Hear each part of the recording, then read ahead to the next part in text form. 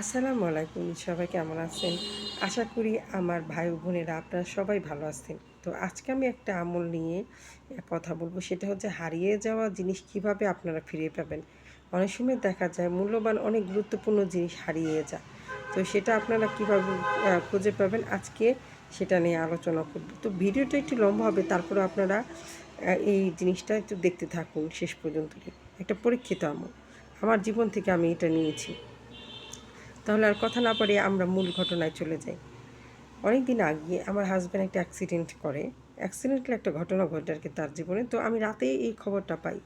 রাতে খবর পাই যে সে হসপিটালে ভর্তি আছে। তো আমি রাতে আর বেরোতে পারিনি, তো সকালবেলা বের হইছি। আমার কাছে টাকা ছিল না ওই মুহূর্তে। তো টাকা ছিল সামান্য কিছু, আর আমার একটু কিছু গোল্ডের একটা জিনিস ছিল। তো সামান্য একটু গোল্ড ছিল, যেহেতু আমার হাজব্যান্ড হসপিটালে ভর্তি, কী অবস্থা আছে না অবস্থা আছে আমি ওখানে না পৌঁছানো পর্যন্ত তো বুঝতে পারবো না।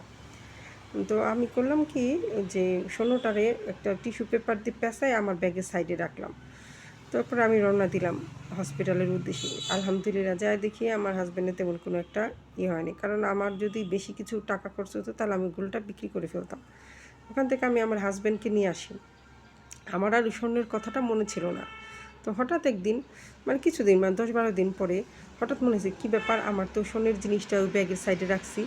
তো ব্যাগের সাইডে আমি হাত দিয়ে দেখি কি ওই গোল্ডের জিনিসটা আর নাই। আর আমার মাথাটা মানে নষ্ট হয়ে গেছে। আল্লাহ কী অবস্থা, আল্লাহ তাআলা কী করলো, আমি এই কষ্টের সময় যদি আমার এই স্বর্ণের জিনিসটা হারাইয়া যায়। তারপর আমি দিশা না পেয়ে আমি আমার এক স্যারের সাথে কথা বললাম, মাওলানা স্যার, আমার যে স্যার হয় মাওলানা স্যারের সাথে। স্যারে আমাকে একটা আমল দিল। সেই আমলটি আমার করার সাথে সাথে, বিশ্বাস করবেন কি না, আমলটা করতে দেরি, আমার ওই স্বর্ণের জিনিসটা পাইতে দেরি হয় না। তাহলে আমি এখন বলি যে কীভাবে আমি পেলাম। তো আমি প্রথমে 2 রাকাত নফল নামাজ পড়ছি। একদম আল্লাহ তাআলার মনে থেকে আপনাকে এটা করতে হবে।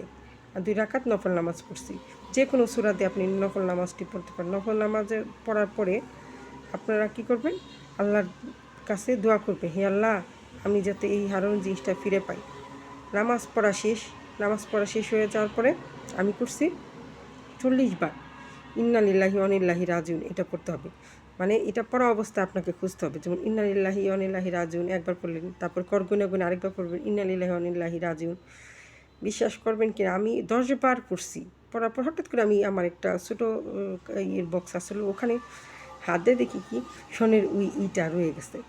স্বর্ণটা আর পাইছি আলহামদুলিল্লাহ।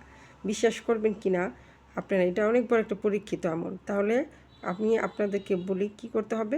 প্রথমে 2 রাকাত নফল নামাজ পড়বেন, যে কোনো দিয়া, মানে প্রথমে আলহামদু সূরা দিয়ে, তারপর 3 বার কুল হু আল্লাহু দিয়া আপনি 2 রাকাত নফল নামাজ পড়ে আল্লাহর কাছে দোয়া করবেন। দোয়া করার পরে জানামাজ থেকে উঠে আপনি ইন্না লিল্লাহি ওয়া ইন্না ইলাইহি রাজিউন পড়তে থাকবেন, কর গুনে গুনে আর ওই জিনিসটা খুঁজতে থাকবেন। বিশ্বাস করবেন 40 বার হওয়ার আগেই আপনারা ওই জিনিসটা পেয়ে যাবেন। আর যদি ওই জিনিসটা অন্য মানুষের হাতে চলে যায়, আছে না, রাস্তায় পড়ে গেছে বা কোথাও হয়ে গেছে, তাহলে আপনারা কিন্তু এই জিনিসটা পাবেন না। তো এই আমলটা আপনারা করে দেখেন ভাই বোনেরা, যে কোনো জিনিস যদি হারায় যায় আপনারা অবশ্যই এইভাবে আমল করবেন, ইনশাল্লাহ 40 বার হওয়ার আগে আপনারা পেয়ে যাবেন খুঁজতে খুঁজতে।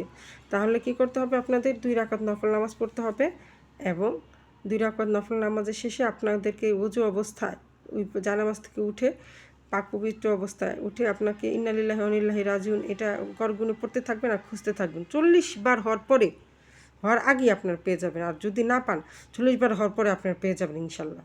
কিন্তু ওইটা যদি কেউ বিক্রি করে ফেলে, আচ্ছা না, কারো হাতে পড়ে গেছে, তখন কিন্তু আপনারা পাবেন না। তো ভাই, এই আমলটা আপনার ভাই বোনেরা এই আমলটা আপনারা করে দেখেন, ইনশাল্লাহ আপনাদের অনেক উপকার হবে। আমি পাইছি ফল। আজকে ভালো থাকেন, আবার নতুন কোনো একটা গল্প নিয়ে, নতুন কোনো একটা আমল নিয়ে আপনাদের মাঝে হাজির হব ইনশাল্লাহ। আসসালামু আলাইকুম, সবাই ভালো থাকবেন।